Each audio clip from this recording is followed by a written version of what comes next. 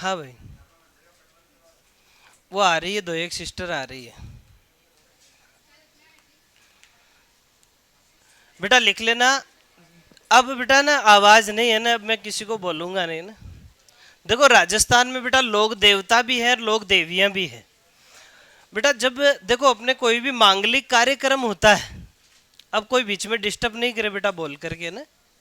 देखो अपने कोई भी मांगलिक कार्यक्रम होता है बेटा, सबसे पहला निमंत्रण किसे दिया जाता है? गणेश जी को। किसको देते हैं? गणेश जी को देते हैं। और देखो वो मंदिर कौन सा है जिसमें कार्ड पहुंचाया जाता है? बेटा बंद करके। हाँ, देखो वो कह रही है खोड़ा गणेश जी की, देखो बात। अरे अब चुप हो जाओ, मुझे बोलने तो दो। देखिए सबसे पहले राजस्थान में एक प्राचीन गणेश मंदिर है, वो है बेटा सवाई माधोपुर में और रणथंभौर के किले में है, जिसे क्या कहते हैं? त्रिनेत्र गणेश जी का। अपने आसपास में बेटा खोड़ा गणेश जी का मंदिर प्रसिद्ध है, इसीलिए अपने सबसे पहले निमंत्रण कहाँ दे के आते हैं? गणेश जी को दे के आते हैं। ठीक है, तो आज अपने भी गणेश जी मना लीजिए कि है ना, लोक देवता पढ़ रहे हैं ना, तो उसमें बेटा एक प्रश्न बार बार आता है, जिसको जहां समझ में नहीं आए ना, वो हाथ खड़ा करके मुझे बोल देना, मैं बताने को दो बार तैयार हूं बेटा ना। देखो एक प्रश्न बार बार आता, अरे अब आवाज नहीं भैया ना। एक प्रश्न बेटा बार बार आता है कि पांच पीरों में शामिल नहीं है। बेटा अपने राजस्थान में पांच पीर हैं, कोई लोक देवता है जिन्हें पांच पीरों के नाम से जानते हैं। ठीक है, और एक एक अरे बात नहीं भैया।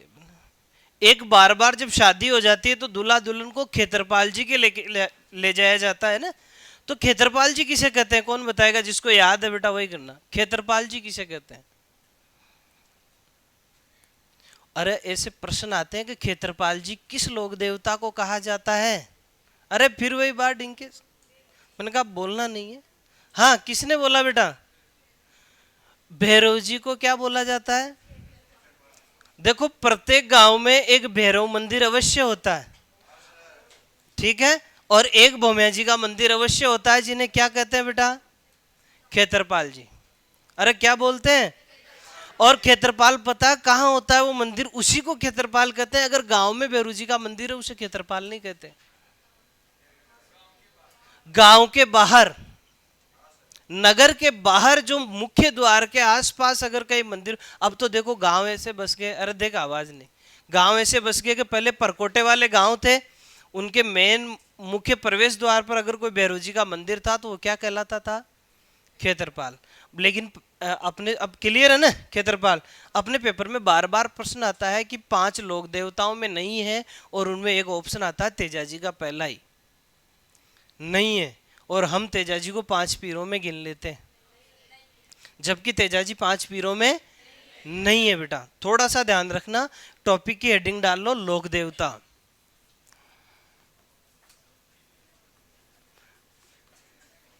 बेटा लोक देवता ही क्यों कहते हैं? लोक देवता ही क्यों कहते हैं? क्योंकि इनका क्या हुआ था बेटा? देखो बहुत सारे लोक देवता ऐसे हैं जिनका जन्म हुआ, जिन्होंने गोरक्षार्थ अपने प्राण बलिदान दिए, या भूमि की रक्षा के लिए ना। देखो जिन्होंने गोरक्षा के लिए प्राण दान दिए ना बेटा, वो लोक देवता कहलाए। लेकिन कुछ एक लोक देवता ऐसे हैं, दो, एक तो रामदेव जी और एक देव जी, जिन्होंने गोरक्षा के लिए बलिदान नहीं दिया है। वो भगवान विष्णु के अवतार हैं, थोड़ा सा है ना। और बाकी लोक देवता गायों की रक्षा करते हुए प्राणों का क्या दिया बेटा? बलिदान दिया। दूसरा एक होता है बेटा भूमिया जी। भूमिया मतलब जिसने भूमि के लिए लड़के अगर बलिदान दिया है, वो क्या कहलाया है? भूमिया जी। ठीक है, एक होते हैं बेटा पितर महाराज, एक होते हैं पितर महाराज। अब देखो भूमिया जी को बेटा जालोर में मामा जी कहते हैं। क्या कहते हैं जालोर में? मामा जी कहते हैं। और बेटा अगर आदिवासी समुदाय की बात आए तो बेटा भूमिया जी हो चाहे लोक देवता हो, उस और जो बड़ा हो ना, उसे बाऊजी कहा जाता है। क्या बोलते हैं? बाऊजी कहते हैं। इन शब्दों में तो कोई कंफ्यूजन नहीं है ना। लोक देवता उसे कहते हैं जो लोक में जन्म लेने के बाद में जो है ना, भलाई के काम किए हो, नारी रक्षा है, गौ रक्षा है, भूमि रक्षा है। इसीलिए तो अपने एक बार बार चलता है कि इला न देनी आपनी हालरियो हुलराय, और पूत सिखावे पालने के मरण बढ़ाई माए। जमीन नहीं देनी है किसी को के, अब लोग जमीन बेच रहे हैं तो क्या करें। पहला लिखो बेटा पंचपीर। पंचपीर, देखो इसमें बार बार कंफ्यूजन होता है ना। पंचपीर बेटा, जहां देखो, अब एक चीज और देख लो बेटा, डिग्गी कल्याण जी को पीर कहा जाता है, कलह पीर। मैं वापस कह रहा हूं, 5 पीरों के अलावा एक और देवता है, लेकिन वो भगवान विष्णु का अवतार है ना, अपने लोक देवताओं में नहीं गिने जाते, ध्यान रखना। डिग्गी कल्याण जी को कौन सा पीर कहते हैं? कलह पीर। कभी आ जाए पेपर में तो यूं कंफ्यूज मत हो जाना कि अभी कोई पीर है कि, इनको 5 पीरों में नहीं गिना जाता, थोड़ा सा ध्यान रहे। एक ट्रिक लिख लो बेटा, जिससे अपने को है ना खोपड़ी घूमेगी नहीं।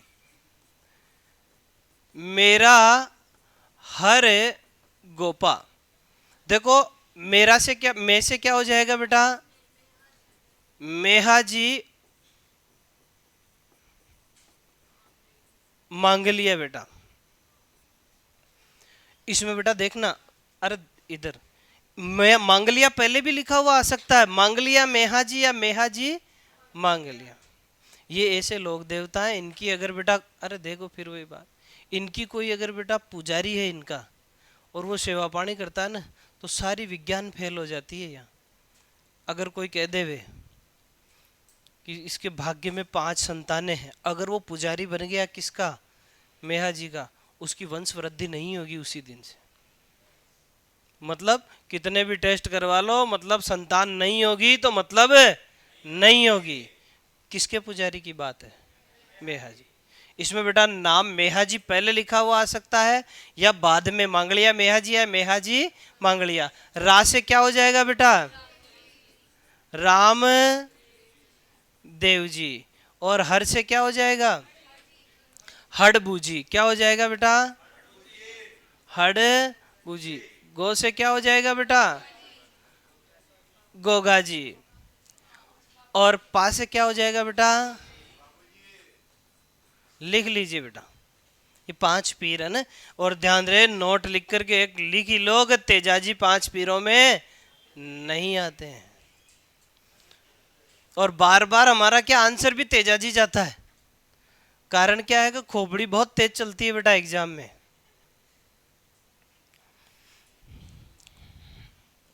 देख जबान बंद रख, आज मैं भयंकर लड़लड़ा के आया हुआ हूं सबसे।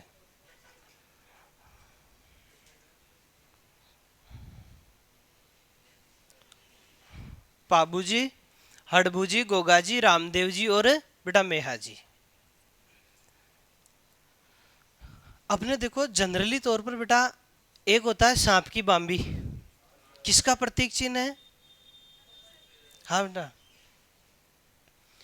अपने इधर पास में तेजाजी है बेटा, हम लोग तेजाजी की तरफ ज्यादा रुझान है ना। अगर सांप वाप काट लेता है तो हम किसकी आराधना करते हैं बेटा? लेकिन अगर बेटा शेखावाटी में अगर ऐसी ही कोई घटना होती है तो वहां किसको पूजेंगे बेटा? ये थोड़ा विशेष ध्यान रखना, ठीक है। शेखावाटी के लोग किसे मानते हैं ज्यादातर? गोगा जी महाराज को मानते हैं। ये 5 पीर हो गए ना। एक नीचे लाइन लिख लो, तेजाजी 5 पीरों में नहीं गिने जाते। लिखो ताकि यूं कोई दूसरा भी अगर कॉपी देखे आपकी पढ़े तो यूं लगना चाहिए कि अपने दादाजी ने बहुत संघर्ष किया था जीवन में।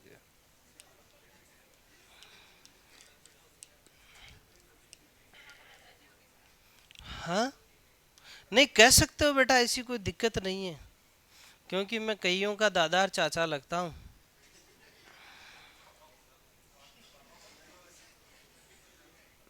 ठीक है, आगे चले। तो बेटा देखो, यहाँ है एक दिल्ली। अरे देखो मैं क्या क्या बोला, मैंने कहा बोलना नहीं है किसी को। दिल्ली, दिल्ली में एक वंश राज करता था बेटा, जिसको अभी मैं बोलते हैं, आप बोलोगे कहाँ? पृथ्वीराज चौहान का नाना अनंगपाल तोमर। क्या नाम था बेटा? तोमर वंश है ना। इस तोमर वंश को ही आज क्या बोलते हैं बेटा? है ना। ज्यादातर तंवर देखो गुजरों में मिलते हैं अपने इधर, ठीक है, अपने सरवाड़ी गेट के आसपास। तो ये लोग जब दिल्ली विघटन हो गया बेटा, कब हुआ था? कब? कोई युद्ध हुआ ना 1192 की, कोई बड़ी लड़ाई बताओ देगी कोई? तराइन का युद्ध। और तराइन का पहला और दूसरा युद्ध हुआ कि नहीं हुआ? और तराइन का तीसरा युद्ध भी हुआ था एक, किस किस को पता है? किसी को याद है क्या? तराइन का एक तीसरा युद्ध भी हुआ था।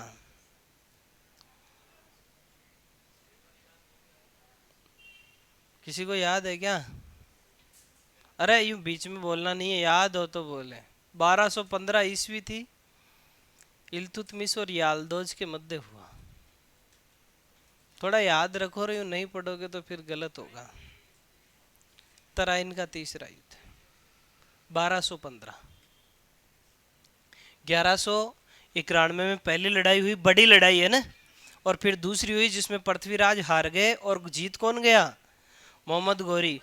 तब यहाँ से तोमर वंश के लोग कहाँ आ गए बेटा? दिल्ली से उठ करके सिक्कर में आ गए बेटा। कहाँ आ गए? सिक्कर में आ गए। और सिक्कर में एक जगह बसाई बेटा इन्होंने, पाटन। देख मैंने क्या बोला था, बोलना नहीं है बेटा। सिक्कर में पाटन आ गए। और पाटन आने के बाद इन्होंने बेटा 150 साल तक शासन किया। और उस पाटन के आसपास का जो क्षेत्र है, इन तंवर वंश के कारण तोरावाटी कहलाया। क्या कहलाया? और उसमें जो नदी बहती है वो नदी कौन सी है? ये क्षेत्र है तोरावाटी, कांतली नदी। कौन सी नदी? कांतली नदी। और तोरावाटी शेखावाटी में आती है, थोड़ा सा ध्यान रहे। इसके बाद ये लोग उठ करके कहाँ आ गए बेटा? बाड़मेर में। कहाँ आ गए? बाड़मेर उस समय था नहीं, जिले तो बाद में डिसाइड हुए। उस समय एक जगह थी उडू काश्मीर। जगह का क्या नाम बेटा? उडू काश्मीर। अब वहां एक शासक हुआ जिसे क्या कहा जाता था बेटा? इनके कोई भी संतान नहीं थी। अब कोई राजा के संतान नहीं हो न, और उसमें थोड़ा सा भी अकाल पड़ जाता तो पहले की औरतें और पुरुष जो है, किसी को भी जो है शब्दों के बाण बड़े खतरनाक चलाते थे। जिसके संतान नहीं थी उसको घिन्नता की दृष्टि से, जैसे बेटा आज की डेट में देखो 2 नए संस्कार हमने ग्रहण किए, एक तो हल्दी की रस्म और एक मेहंदी की रस्म है। आज अगर उसमें हल्दी की रस्म में अगर कोई पीले कपड़े पहन के नहीं जाए तो उसको हीनता की दृष्टि से देखा जाता है। मैं आज की डेट में जो 2-4 साल में प्रचलन आया उसके बारे में बता रहा हूँ, है ना। जैसा हमने बॉलीवुड में देखा, जैसा अपने जीवन में उतार लिया। जबकि अपना पालना पूछे तो हल्दी मन कहीं नहीं, हल्दी की प्रथा कहीं हो। तो अजमाल जी के कोई संतान नहीं थी, तो इसीलिए प्रजा इनका मुंह देखना नहीं चाहती थी। ये सुबह प्रजा में निकलते तो सब भाग जाते कि साहब बिना संतान का आदमी दिख गया, पूरा दिन क्या हो गया है क्या, खराब हो गया क्या। तो यूं साइड में चले जाते, विमुख होकर के खड़े हो जाते। तो इनको भी यूं धीरे धीरे पता चला कि बात क्या है। एक बार अकाल पड़ गया तो अकाल का कारण भी जनता ने किनको ठहराया? कि जिस राजा का, जिस रियासत का राजा ही संतानहीन हो, उसमें अकाल पड़ना कोई बड़ी बात नहीं होती। तो ये मतलब क्या होते हैं, विचारों से अधीन होकर के, मतलब गुस्से में। और कहां चले गए?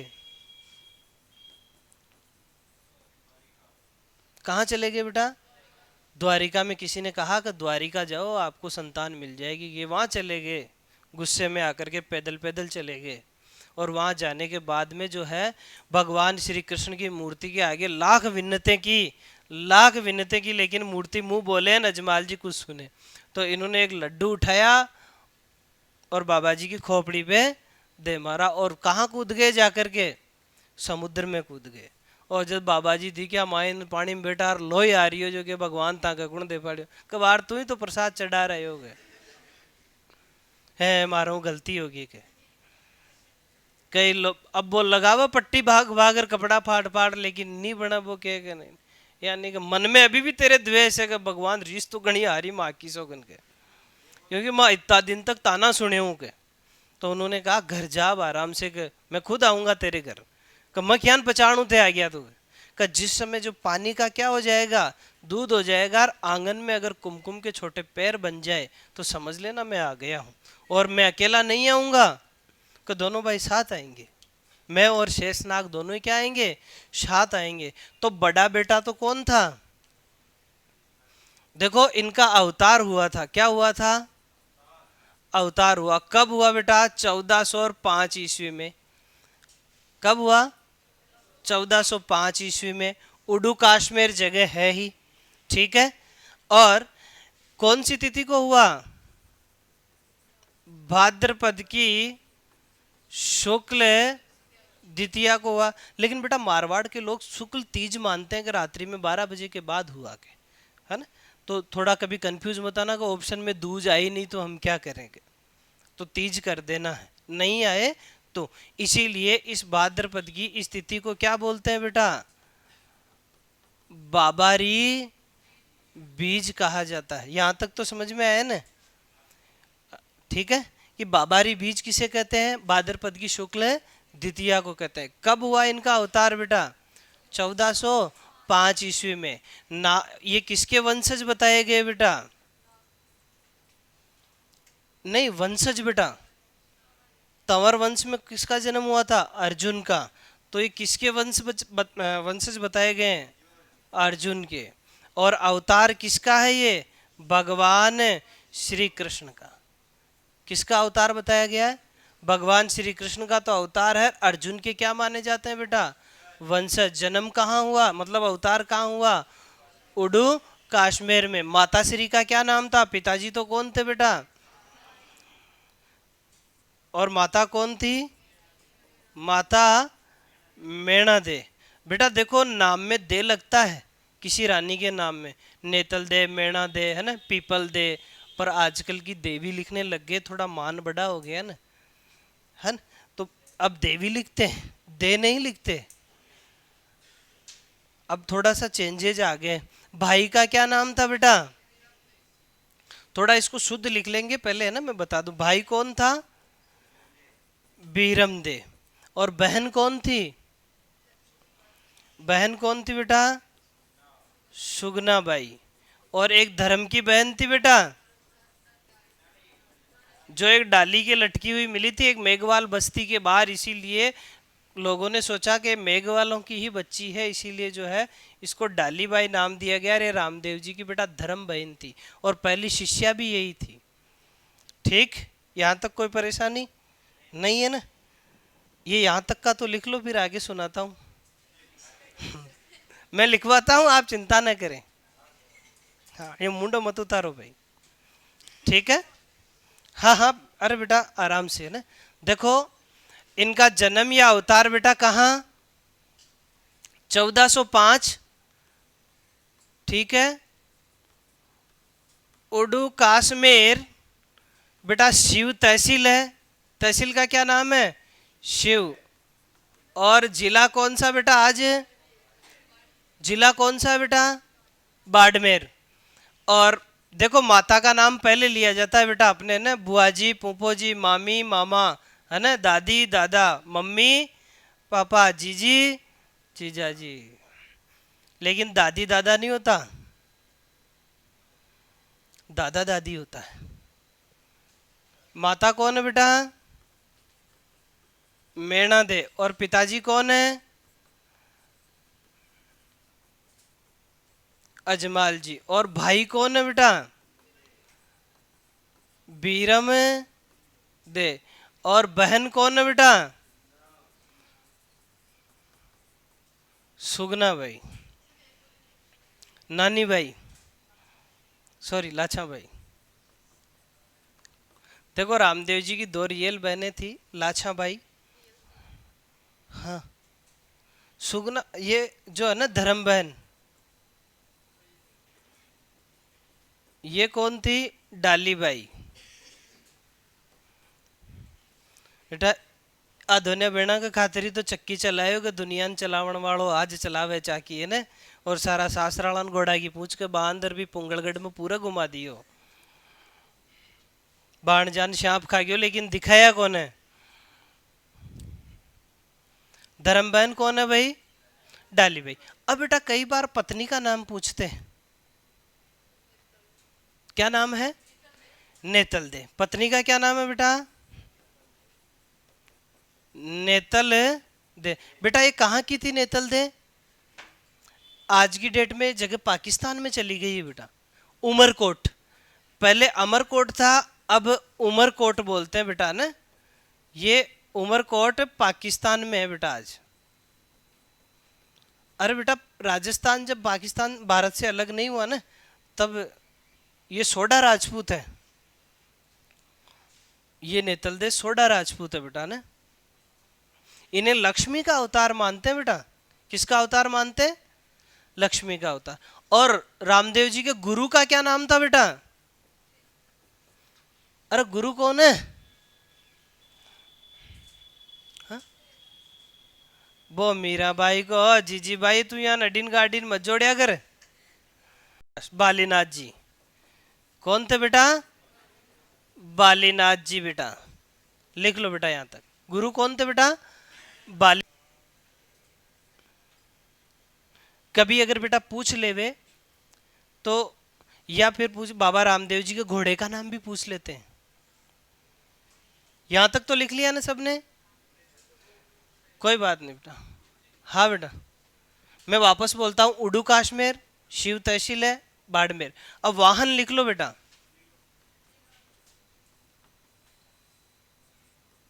नीला या लीला घोड़ा।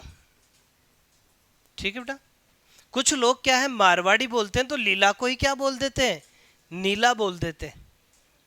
ठीक है। हाँ, आज बाबा रामदेव जी को देखना, कपड़े का जो घोड़ा ले जाता है वो नीले रंग का ही होता है। अब बेटा यहाँ तो काबर चीतला नराई चढ़ा दी थे ले जा रहा हूँ खाई है।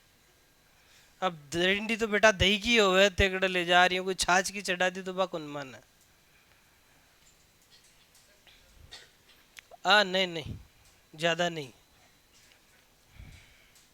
ठीक है। वाहन क्या है बेटा? नीला या लीला घोड़ा। ठीक, आगे चले।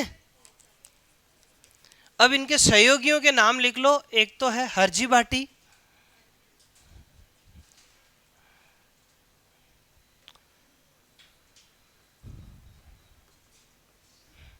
सहयोगी कौन था बेटा? हरजी भाटी। ये डाकू था। हरजी भाटी कौन था? डके तो खतरनाक। हरजी भाटी के अलावा और कौन था जिसका बार बार बेटा जिक्र करते हैं, और जहां रेबारियों की बात आती है रायका समाज की तो उसका नाम पहले लिया जाता है? कौन था वो व्यक्ति बेटा? बेटा ध्यान रखना, कभी पूछ लेवे प्राचीन काल में या मध्यकालीन राजस्थान में डाक विभाग का जिम्मेदारी किस जाति के पास थी? तो रायका जाति के पास। रामदेव जी ने अपनी बहन को लेने के लिए रत्ना रायका को भेजा था, जो बिन बांदर बड़म जेल में मेल दिया। सुगना बाई का सासराड़ा बड़ा रोतो जावे और बाबा जी ने याद करतो जावे कि बाबा जी हेलो सांभलो, मन तो अड्डे तो बांधना क्या कर, रोटियां और न दे रिया और बाटियां को आया जो सूखी खणक जान गंडगड़ा पेड़ न खा के मार में तो आखिरी के। तो बेटा लिख लो रत्ना रेबारी या रत्ना रायका। ओ बाबा जी ने याद करे और बड़ी सुगना बाई के भतीजो वो लड़को खत्म हो गयो, सांप काट गयो के बड़ीन बाणा याद करी तो कहे बाबा जी देखियो अब तो चालनो ही पड़सी भाई। ये रामदेव जी को जो है ना बार बार जो है ताने देते थे सुगना भाई को कि तेरा भाई ऐसे है, तेरा दुनिया को चमत्कार दिखा रहा है, तेरे दहेज में कुछ नहीं दिया। आ डाईजाली पड़ता बेटा आज की को नहीं है।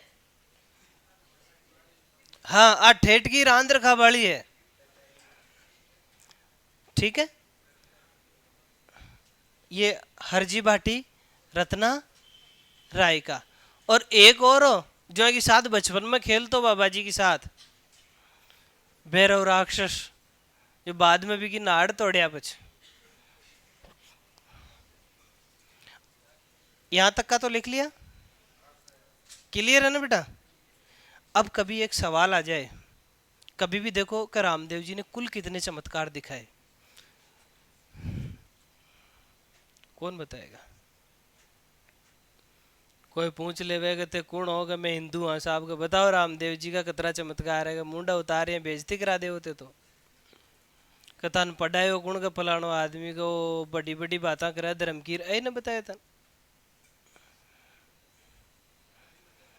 वो तो बताना ही है भाई, पीस का बात की दिया हो बच। हाँ, दिया था इन्होंने। पहला पर्चा किसको दिया था? माता जी को।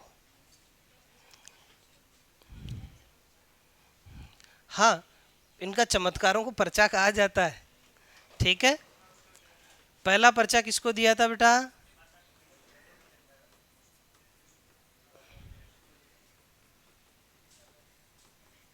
माता जी को दिया था। और इनके चमत्कार ही क्या कहलाते हैं बेटा? पर्चा कहलाता है। ठीक है, और कुल कितने चमत्कार दिए बेटा? कुल चमत्कार दिए बेटा 24। कितने चमत्कार दिए थे कुल? देखो अवतार थे, इसीलिए 25वां चमत्कार दिखाना भी इनके वश में नहीं था। देखो सब बेटा काल के अधीन है, एक दिन जो जन्मा है वो मरेगा, जो आया है वो जाएगा।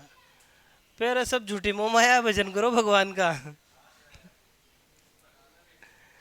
ठीक है, कुल कितने चमत्कार बेटा? 24 चमत्कार दिए है ना। और इस 24 चमत्कारों की जो कथा है बेटा, वही 24 बाणियां हैं। तो रामदेव जी की रचना का क्या नाम है बेटा? तो लिख लीजिए, रचना 24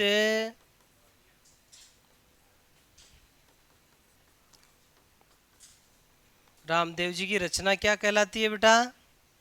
24 बाणियां। बाणी बोलते हैं बेटा बोली को, है ना। और चमत्कार जो 24 चमत्कार है उनके इसमें क्या है बेटा? वर्णन किया हुआ है। और इसकी रचना किसने की? खुद रामदेव जी ने की। तो लिखना, रामदेव जी एकमात्र लोक देवता है जो कवि या लेखक भी थे। रामदेव जी एकमात्र लोक देवता है।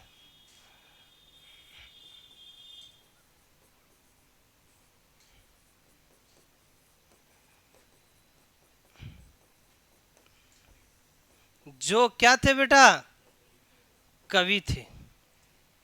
कभी भी पूछ ले बेटा, कुल कितने चमत्कार? 24। रामदेव जी की रचना 24 बाणियां। ठीक, और एकमात्र जो लोक देवता है वो कौन है?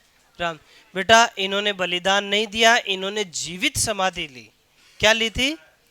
और उसके बाद रामदेव जी के वंश में जो भी जन्मता है उसके शव को जलाते नहीं है, उसकी समाधि बनाते हैं। क्या बनाते हैं? गाड़ना उपयुक्त शब्द नहीं है, क्या बनाते हैं? समाधि बनाते हैं। याद रह जाएगा। अभी तो समय है। हाँ, आगे लिखना बेटा। इन्होंने किसका वध किया था बेटा? राक्षस कौन था? ओहो हो, लिख लो। इन्होंने भैरव राक्षस का क्या किया? देखो बेटा, वध करना और मारना दोनों अलग अलग चीज है क्या?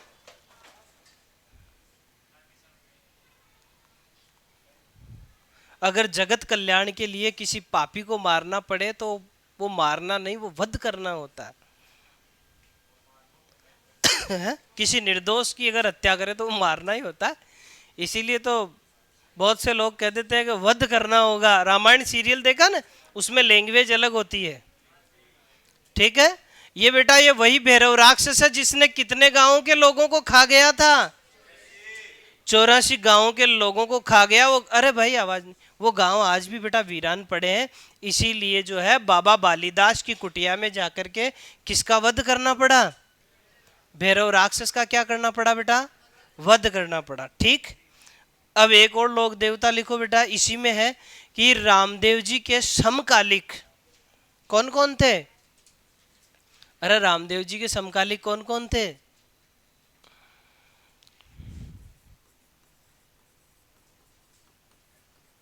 रामदेव जी के समकालिक कौन थे बेटा? एक तो मल्लीनाथ जी था। कौन था? और कौन था?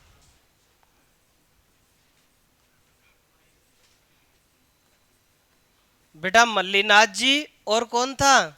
रामदेव जी का मोशेरा भाई हड़भुजी। कौन था बेटा? हड़भुजी जाएगा बेटा। अच्छा बेटा, कई बार यूं पूछ लेते हैं, रामदेव जी के पास जो कटोरा था उसका क्या नाम? जिसमें बाबा जी खाना खाते थे। और हाथ में बेटा एक छड़ी थी रामदेव जी के, उस छड़ी का क्या नाम था? अरे चमत्कारिक चीजें वही तो थी। यही तो बात है। एक बार 5 पीर आए थे मक्का से परीक्षा लेने बाबा रामदेव जी की। कहा हमने कोई पीर सुना है के? गया अड्डे पांचू का पांचू आर बेटर के साहब मैं तो रोटी खावा, शाम की टाइम होगी। बाबूजी जाजम लगवाए और क्या साहब कहाँ का? नहीं साहब का, हम तो हमारे कटोरों में भोजन करेंगे। और कटोरे रह गए मक्का में, और भी के अलावा तो मैं भोजन कराई कौन के? बाबूजी की ओर बेटा छल कर रही है हमारो। बाबूजी पांचू का एक कटोरा लियार पटक दियो मुंडा के अंदर, कह दियो कि खुद का कटोरा का लगा जो नहीं हाथ काटना कुला। जिया कोई बर्तन पड़े जी यार एकदम ही डूंगार हो गयो पांचू कटोरा को। तो बाबा जी ने हाथ जोड़ बड़े क्या कि मैं तो पीर ही हाँ, लेकिन थे पीरा का पीर हो, राजू थे रामसा पीर हो। इसीलिए बाबा रामदेव जी को उन 5 पीरों ने एक नाम दिया था, रामसा पीर। क्या नाम दिया? अब तो बाबा जी मैं तान छोड़ रही गुंजावा के कटे कर आ कोई बात होगी कि नहीं बाबा जी मर भाई मर जावा लेकिन न जावा छोड़ गए। फिर अडे ही रहे वहां के में। तो बाबा रामदेव जी ने चमत्कार दिखाया। अब दातुन करता करता आया तो तीनों का गिरा कि दो 3 का हाथ में नीम की दातुनी और 2 का हाथ में पीपल की दातुनी। तो वह रामदेव जी ने राम सरोवर एक बनायो बाबा जी को जो 5 पेड़ लगा दिया बड़ा बड़ा। बाबू जी क्यों कि जड़ा लगाया जी मैं चल जाओ पाचा। आज भी वो पेड़ बेटा विद्यमान है वहां। उसको पंच पीपली कहा जाता है। क्या कहते हैं? अब अरब बोलते हैं। यही तो बात है राजस्थान की। तो अब अगर कभी आ जाए पंच पीपली का संबंध किस लोक देवता से है तो क्या बोलोगे? किससे बोलोगे? रामदेव जी से। और इनके समकालिक 2 लोक देवता मल्लीनाथ जी और, तो मल्लीनाथ जी ने रामदेव जी को कौन सी जागीर दी? तो लिखना मल्लीनाथ जी ने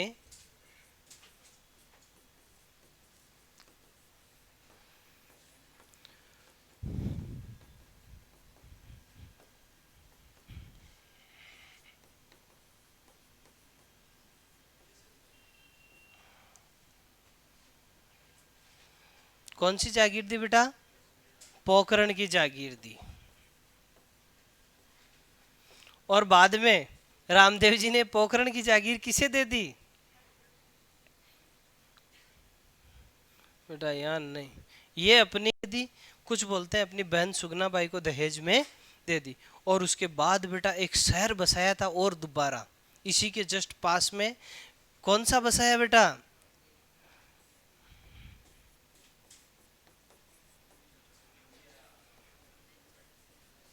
लिख लो बेटा, रुणेचा को बसाया था। किस? हाँ बेटा पोखरण से थोड़ा साइड में है रुणेचा। ठीक है। और रुणेचा में परचा बावड़ी है जहां पानी के लिए एक बावड़ी बनाई थी रामदेव जी ने, परचा बावड़ी। और वहां एक सरोवर बनाया जिसे राम सरोवर कहते हैं। और उस राम सरोवर के किनारे वो 5 पेड़ है। नहीं भूलोगे ना? रामदेव जी के मंदिर में कितनी समाधियां हैं? अरे यहां तक लिख लिया। रामदेव जी ने कौन सा शहर बसाया? रुणेचा। कौन सी जागीर मिली थी? पोखरण की। और नोट लिख करके लिख लो, पोखरण की जागीर रामदेव जी ने दहेज में दे दी थी। किसको? कुछ लोग बोलते हैं बेटा भतीजी को दे दी, कुछ बोलते हैं सुगना बाई के दहेज में दे दी थी। तो लिखना कि दहेज में, पोखरण को दहेज में दे दिया था।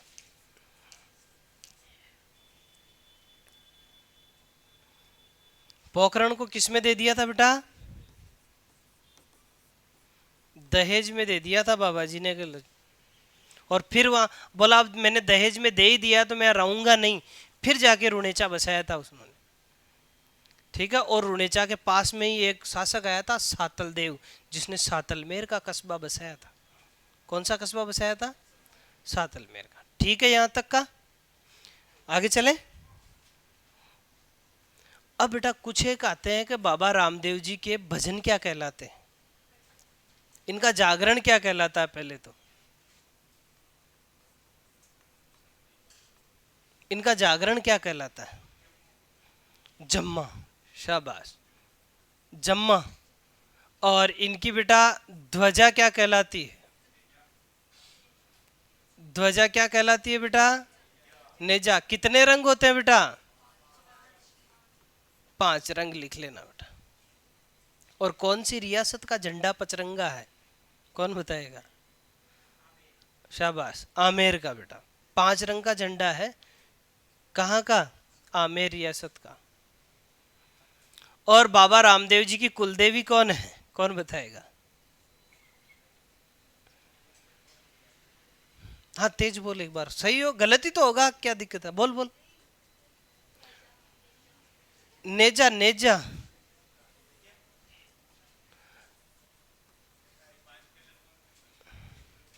जो मूल 5 कलर होते हैं वही है। 5 मूल कलर जो।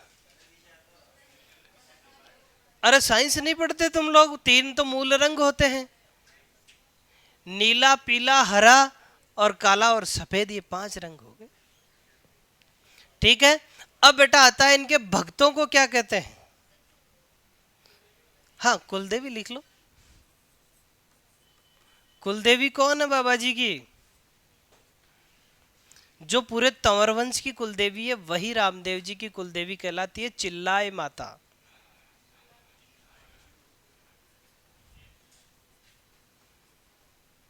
चिल्लाए माता। हाँ भाई।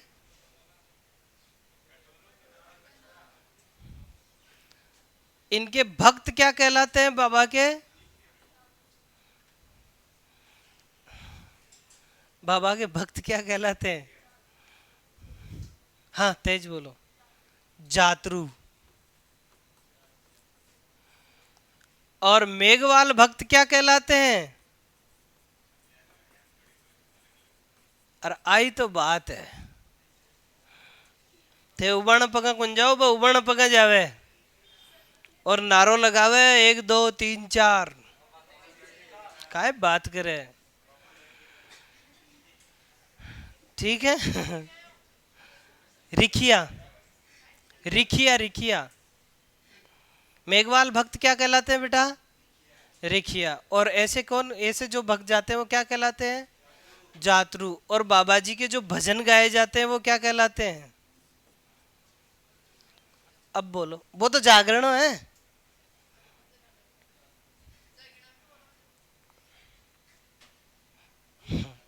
लावणी नाम सुनी कि? लावणी, 1 मिनट। लावणी नाम सुना?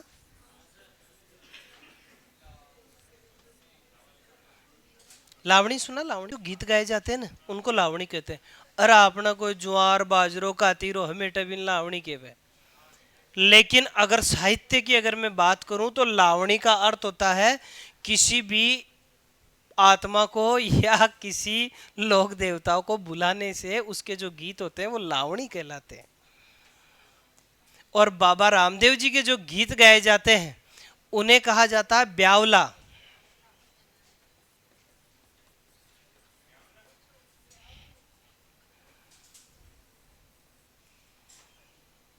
अरे मैं जो पढ़, ये लिख लो। ये चीजें मजाक की नहीं, कभी आएगा आगे ना ऐसे प्रश्न, बड़ा खोपड़ी कुचरता रहे हो बच जब 5 मिनट में तो जो घना टाबर टोली था वो आगे निकल जाए। एक एक प्रश्न की कीमत होती है बेटा। गीत क्या कहलाते हैं? भजन ब्यावले कहलाते हैं। ठीक। और रामदेव जी का ब्यावला नामक रचना किसकी है?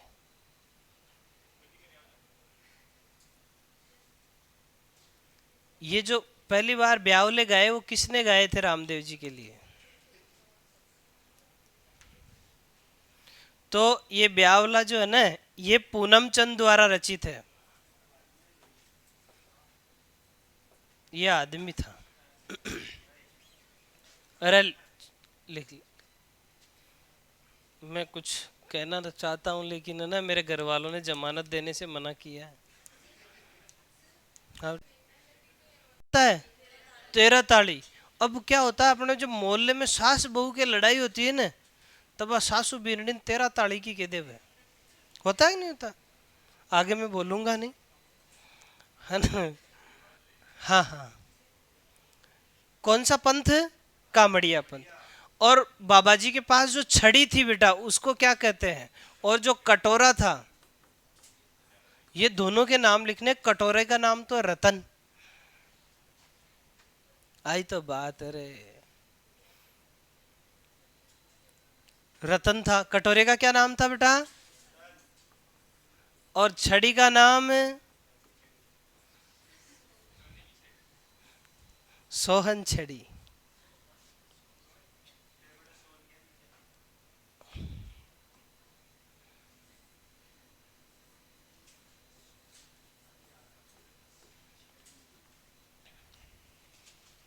अपना राजस्थानी लोग हैं सोनचिड़ी बोले, अगर भी सीधा ही।